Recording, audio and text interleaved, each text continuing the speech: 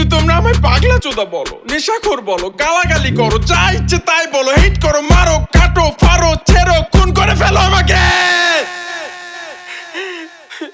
ফাহিম, ফাহিম, আমি আমি নিজেকে কন্ট্রোল করতে পারছি না, আমাকে বেঁধে রাখো, না হয় আমাকে হসপিটাল নিয়ে অজ্ঞান করে রাখো।